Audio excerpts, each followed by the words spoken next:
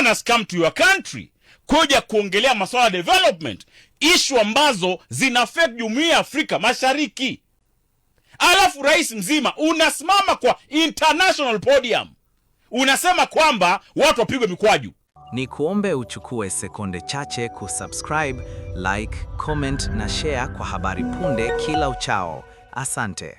Kumekucha sasa kisiasa baada ya mwenyekiti wa Chadema Tundu Lissu kuibuka na msimamo mkali mahakamani akitaka haki yake isikilizwe mbele kwa mbele, si kwa karatasi.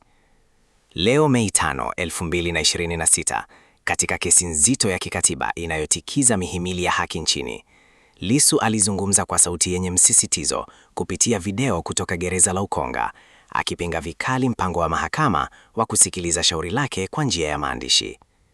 Upande wa serikali kupitia wakili mkuu Stanley Kalokola uliweka pingamizi zito, ukidai kesi hiyo ni batili na inaweza kushughulikiwa kwa njia nyingine za kisheria bila kufika Dodoma.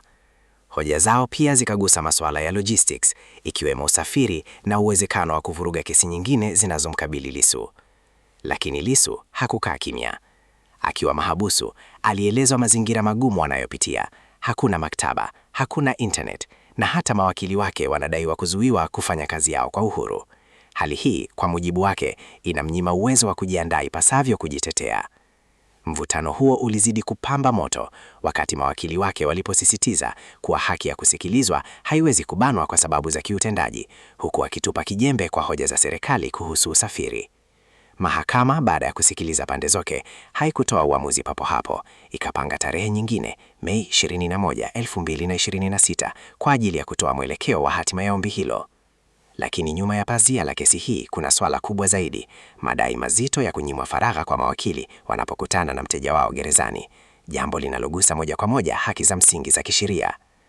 Tundu Lissu anapigania kusikilizwa ana kwa ana mahakamani Dodoma, akidai kusikilizwa kwa maandishi kuna mnyima haki ya msingi ya kujitetea kikamilifu, wakati serikali ikisisitiza hilo linawezekana bila yeye kuwepo. Uamuzi wa mahakama Mei 21, 2026 utaamua kama atasafirishwa kwenda Dodoma au atalazimika kupambana kwa maandishi akiwa mahabusu.